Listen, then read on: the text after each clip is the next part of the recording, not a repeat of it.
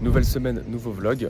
Je me trouve à Saint-Vincent de Tyrosse. Je suis en direction de Seignos. Je suis avec mes bagages ici. J'attends qu'on vienne me chercher pour aller dans un co-living. Un co-living pour entrepreneurs qui est organisé d'ailleurs par Flavie Prévost qui est animatrice du board, le board podcast. Et donc rapidement, qu'est-ce que c'est un co-living? C'est assez simple. C'est un mix entre une colocation, disons, éphémère et une guest house. Tu vas louer une grosse maison par exemple pour 6 à 8 voire 10 personnes et tu vas donc vivre en communauté pendant 1 semaine, 2 semaines, 3 semaines, voire plus parfois. Et ça peut se passer dans le monde entier, en France, comme en Afrique du Sud, à Bali, en Espagne, etc., etc. Je pense que tu l'auras compris, ça vient aussi du monde du freelancing, du monde de l'entrepreneuriat, où souvent, en fait, quand tu travailles en tant qu'indépendant, tu es seul. Et donc, ce genre d'initiative, donc les co-living, ça permet de connecter et aussi, par exemple, de prendre un peu le soleil, là, de quitter peut-être la grisaille parisienne et de venir pendant 1 semaine dans le sud-ouest de la France, voire aussi dans d'autres parties du monde, ça peut être Afrique du Sud ou quoi que ce soit.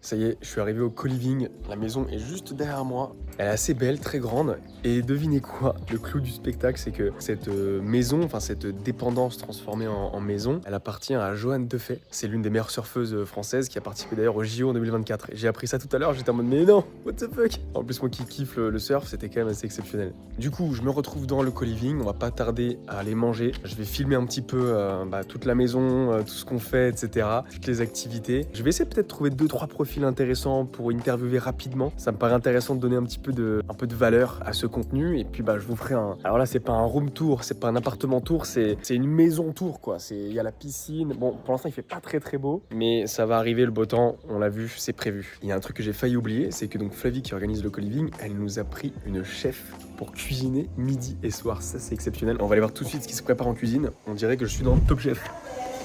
Oh là là, ça a l'air super bon.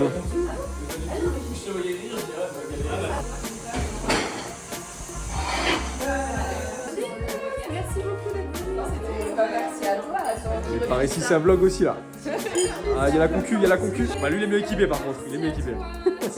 Voilà, du coup, il y a ceux qui boivent de l'alcool et il y a ceux qui font attention à leur ligne et qui boivent de l'eau. C'est de la vodka pure. Alors, petite entrée où on est sur un petit œuf parfait avec une compotée de poivrons rôtis au four. Trop bien. Merci.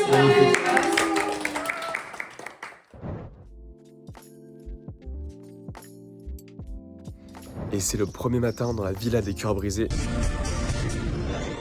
Non, je rigole. On pourrait s'y croire quand même, hein. Villa des cœurs brisés, une grande maison avec une piscine. Et je me suis trouvé un petit spot au soleil là, dès le matin. Parce que tous les matins, donc là j'ai sorti le tapis, je me fais des étirements, stretching, mobility tous les matins, j'adore ça. Ma petite routine tous les matins, à chaque fois je fais des exercices de respiration. Je fais souvent de l'écriture un petit peu sur de la gratitude et plein d'autres choses, de la manifestation. Et je fais aussi du coup des exercices physiques, très rapidement, juste pour me réveiller, environ 10 à 15 minutes. Et puis il y a un truc que j'aime beaucoup, qui fait très bullshit mais qui est très vrai, c'est l'exposition au froid. Du coup, moi, tous les matins, je prends des douches froides, des vraies douches froides.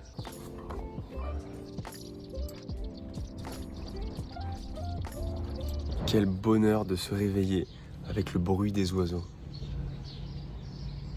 Ça, c'est vraiment un luxe, mais énorme. Je suis tellement reconnaissant d'avoir d'avoir quitté Paris, vers des endroits qui me rendent vraiment heureux, d'être au bord de mer, d'être proche de la nature, entendre les oiseaux le matin, mais au soleil comme ça, là. C'est exceptionnel quoi, y a rien de mieux. Comment bien démarrer la journée avant de bosser tranquillement à la maison, enfin à la maison, dans le co-living quoi. Sympa. T'as géré? Ça me paraît un peu bordélique. Moi je trouve ça cool. Son principal. Moi, j'ai cru que c'était un truc... Rapide. non, un truc lourd. Ouais, solopreneur, business, c'est ça, ouais, c'est ça, ouais. Ça se dort la pilule là, au bord de la piscine. Arrête, on parle de Putain, signature. vous êtes des scams.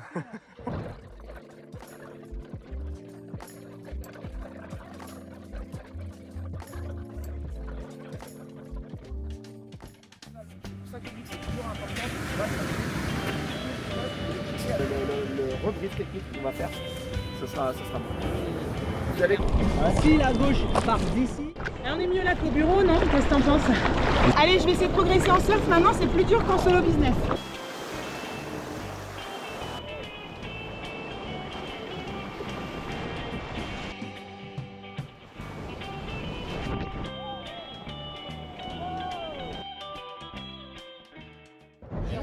Un peu fou là, enfant, tu vois.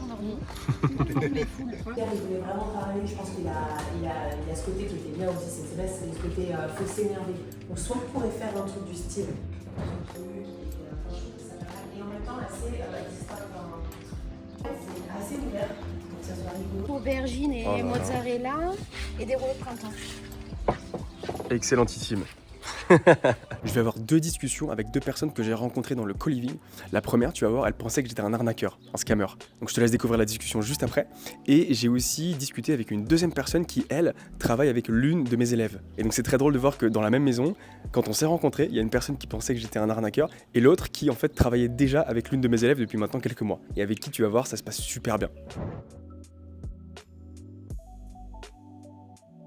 Bon, du coup, là, je suis avec Manon. On s'est rencontrés au co-living. Et à ce qui paraît, je suis un scammer, c'est ça? Oui, au début, je pensais que tu étais un scammer, ouais, que tu faisais un métier de scammer en tout cas. Du coup, pourquoi tu pensais que j'étais un scammer? Ben, je pense en fait c'est le côté, déjà je te connaissais pas, mais je pense que c'est le côté faire du business en ligne, vendre de la formation et en plus sur Instagram et dans le marketing digital et encore plus dans les ads. C'est un peu des métiers en tout cas qui pour moi sont pas... Il y a beaucoup de bullshitters quoi. Donc du coup, là s'il y a quelqu'un qui nous regarde et qui peut-être pense la même chose, parce que regarde, on est dans une maison énorme avec une piscine magnifique. Est-ce que tu penses pas que ça fait cliché de scammer justement? Si, de ouf, surtout si tu disais que tu vis à Dubaï ou un truc comme ça pourrait grave être dans le cliché, ouais. Et du coup, qu'est-ce qui fait que tu t'es finalement dit, bah non en fait Nico, c'est pas un scammer? Bah en vrai c'est en discutant ensemble déjà où je me suis dit ouais ça se voit qu'il fait du vrai travail. Après tu m'as montré aussi ce que tu faisais, comment t'organisais tes formations, les résultats de tes élèves. Et donc déjà ça, de rendre compte que tu travaillais vraiment aussi, que tu avais une expertise. Parce que tu vois en discutant, moi j'ai aussi un business, etc. Donc en discutant je me suis rendu compte que c'était un vrai truc. Et surtout c'est que bah, moi en fait je cherche justement une média buyeuse en ce moment. Et il se trouve qu'une personne dans le co-living m'a dit moi j'ai une super média buyeuse, etc. Et il se trouve que c'est quelqu'un en fait on s'est rendu compte au cours de ces jours qu'elle a suivi ta formation. Donc effectivement c'est gage de qualité aussi. Puis tu m'as montré un petit peu des testimonials, des résultats que tu as eu, etc. Où j'ai vu que c'était pas du bullshit en fait. Ok, et juste tu peux nous parler rapidement de toi, ton parcours et comment tu vis, parce que du coup tu es aussi à ton compte. Tu as aussi un accompagnement, mais qui est dans un autre secteur. Mais je sais, tu m'as raconté un peu ton parcours, tu es parti de zéro, enfin tu n'étais pas du tout dans le milieu du digital et tout. Est-ce que tu peux rapidement raconter ton parcours et comment tu vis? Je suis à mon compte depuis 3 ans. Et effectivement, de base, moi j'avais fait des études en sociologie et en sciences politiques, donc rien à voir. Et aujourd'hui, je travaille dans l'intelligence artificielle et les automatisations. Tu vois, j'ai dû tout apprendre. Donc pour le coup, moi, j'ai acheté beaucoup de formations, beaucoup d'accompagnement. Et aujourd'hui, du coup, j'ai une agence et à côté, une formation, enfin un accompagnement où je forme les gens à l'IA. Et oui, c'est possible d'aller dans un secteur dans lequel on ne connaît rien et de devenir experte et reconnue dans ce secteur. Par contre, ça demande du temps, se faire accompagner et beaucoup de travail quand même. Mais c'est vrai que c'est possible. Moi, j'étais pas du tout destinée à ça. Et aujourd'hui, j'aime trop ma vie. Je suis indépendante. Je gagne un salaire que j'aurais jamais gagné si j'étais restée dans mon secteur de base. Trop bien. Bah écoute, merci pour le partage. C'est cool. Avec plaisir. Donc tu vois, la discussion avec Manon, elle était hyper intéressante parce qu'elle est passée de c'est peut-être un arnaqueur à en fait finalement pas du tout. Et c'est pour ça que c'est important de se renseigner avant de rejoindre une formation.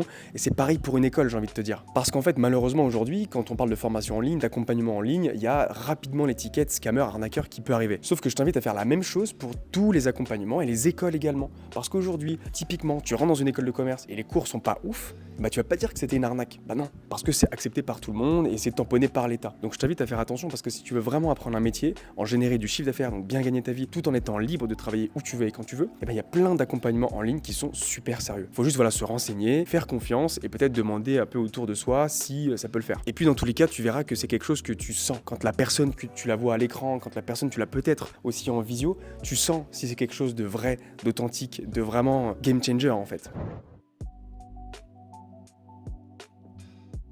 Bon, salut Maud. Salut. Du coup, on s'est rencontrés là au co-living Ouais. et on s'est rendu compte que par hasard, tu bosses avec une de mes élèves qui s'appelle Lucie. Déjà, est-ce que tu peux nous expliquer ce que tu fais rapidement? Quelle est ton Ouais. activité? Donc j'ai une activité d'accompagnement, de coaching en gros sur la plateforme de ma visibilité, c'est Insta.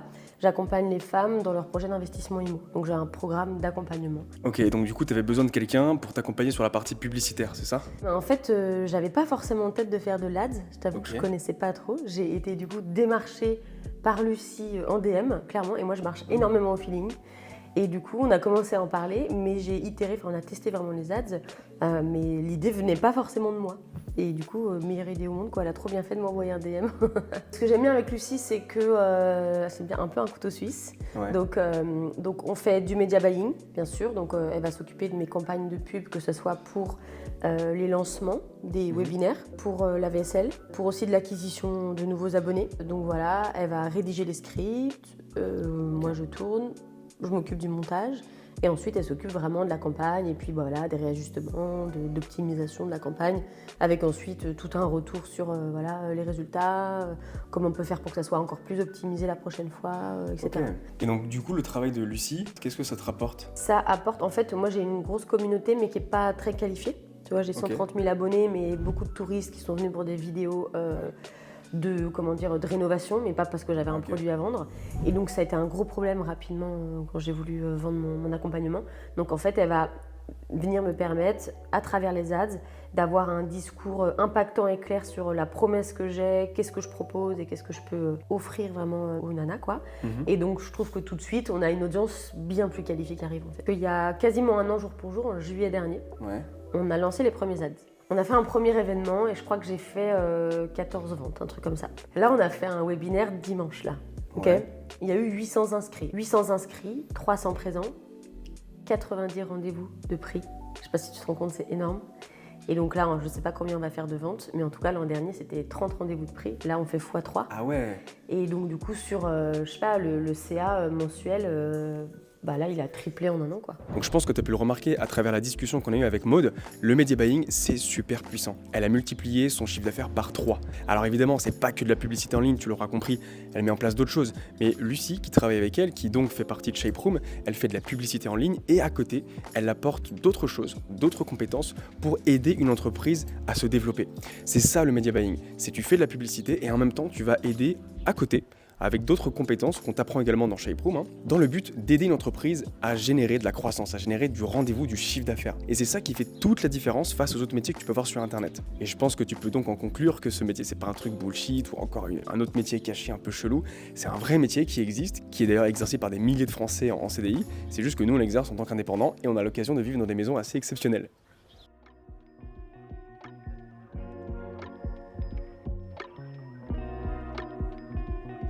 Je viens de revenir au Maroc, donc à Tamraght, pour une semaine seulement. Et puis ma copine m'a fait une surprise.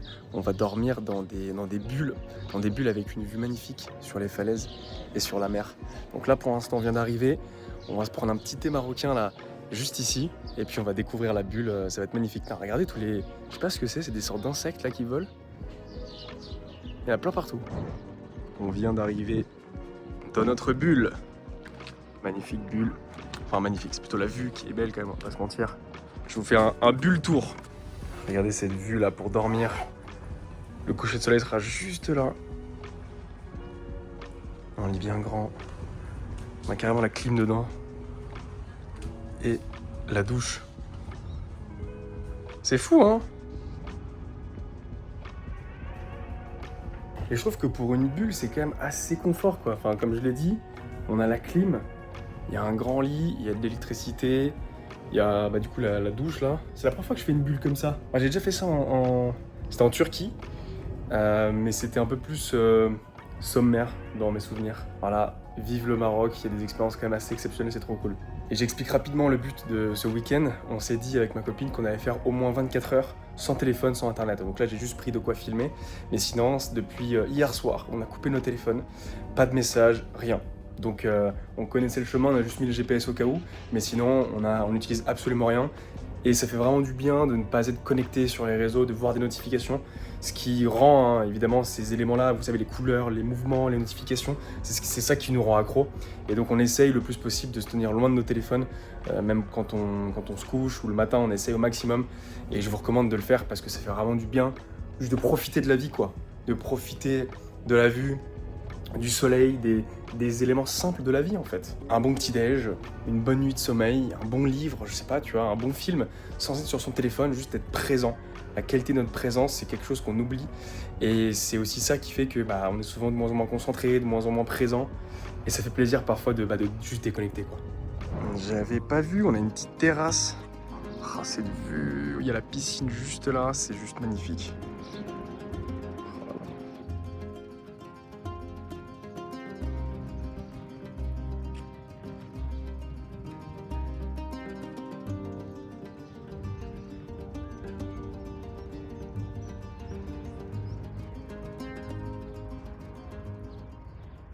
Et on va donc passer la nuit là-dedans, dans cette bulle. Si vous avez jamais fait encore de petits séjours comme ça dans des bulles, c'est vraiment, je crois qu'il y en a pas mal en France et en Europe, des sortes de bulles, il y a des cabanes aussi dans les arbres, il y a plein de choses comme ça. Franchement, c'est trop cool, je vous recommande. L'expérience, elle est exceptionnelle, elle est inoubliable. Et en plus, ce qui est trop bien, c'est que là, on a décidé de ne pas toucher nos téléphones pendant 24 heures. Donc de ne pas avoir Internet aussi pendant 24 heures. Et en fait, on se rend compte simplement qu'on profite beaucoup plus de l'instant présent, on est beaucoup plus contemplatif. On n'est pas là à poster des stories sur Instagram ou à scroller tout simplement. Ou même, d'ailleurs, j'ai failli craquer parce que là, j'ai mon téléphone pour filmer. Et j'ai failli avoir le réflexe en fait de sortir WhatsApp. Et c'est ouf parce que je me rends compte qu'on a des réflexes qui se sont transformés en habitudes. En fait, je commençais à ouvrir WhatsApp alors que j'avais aucune raison d'ouvrir WhatsApp. Et c'est assez intéressant d'observer comme ça des comportements. Je pense qu'on fait la même chose aussi avec Instagram et TikTok et d'autres plateformes comme ça. Et le fait de les couper totalement pendant 24 heures, on a l'impression que le temps est plus long, on profite plus. On est vraiment dans l'instant présent, on prend le temps de discuter aussi et d'être contemplatif aussi avec des paysages magnifiques comme ça, quoi. Donc je vous recommande de tester, franchement. La prochaine fois, on va faire 48 heures parce que c'est trop facile. Donc la prochaine fois, on fait 48 heures.